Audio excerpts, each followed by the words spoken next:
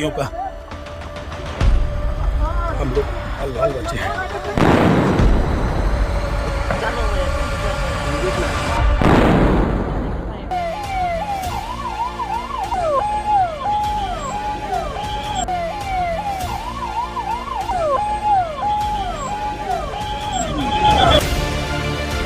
बैठो, आपकी सेफ्टी के लिए आए हैं। हम इंडियन आर्मी हैं। बैठो। आप लोग कहाँ से आए हो?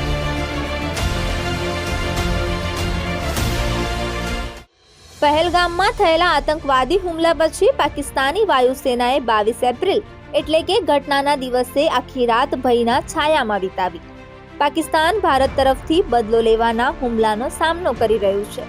સૂત્રોના જણાવ્યા અનુસાર આર્મી ચીફ અસીમ મુનીરે મંગળવારે સાંજે ત્રણેય સેનાના કમાન્ડરો સાથે બેઠક યોજી હતી. કરાચી એરબેઝથી 18 ફાઇટર જેટ ભારતની સરહદ પર આવેલા એરફોર્સ સ્ટેશનો ઉપર મોકલવામાં આવ્યા છે. આ સ્ટેશનો લાહોર અને રાવલપિંડીમાં છે. આ બધા 18 જેટ ચીનમાં બનેલા JF-17 હોવાનું બહાર આવ્યું છે. આર્મી ચીફ મુનીરને પાકિસ્તાન અધિકૃત કાશ્મીરમાં ભારત દ્વારા હુમલાનો ડર છે. અહીં લશ્કરના લોન્ચ પેડ્સ છે. આશરે 740 કિલોમીટર લાઇન ઓફ કંટ્રોલ પર પાકિસ્તાની સેનાની તૈનાતી કરવામાં પણ વધારી દેવામાં આવી છે. આશરે 740 કિલોમીટર લાઇન ઓફ કંટ્રોલ પર પાકિસ્તાની સેનાની તૈનાતી પણ વધારી દેવામાં આવી છે.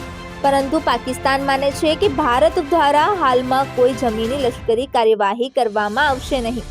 પાકિસ્તાને તમામ 20 કોમ્બેટ ફાઇટર જેટ સ્ક્વોડને હાઈ એલર્ટ પર રાખ્યા છે. આર્મી ચીફ મુનીરે બુધવારે કમાન્ડરોની બેઠક પણ યોજી હતી. પહેલગામ હુમલા બાદ ભારતે પાકિસ્તાન સામે કડક કાર્યવાહી કરી હતી. બુધવારે વડાપ્રધાન નરેન્દ્ર મોદીની અધ્યક્ષતામાં સુરક્ષા અંગેની કેબિનેટ બેઠક મળી હતી અને તે 2.5 કલાક ચાલી હતી.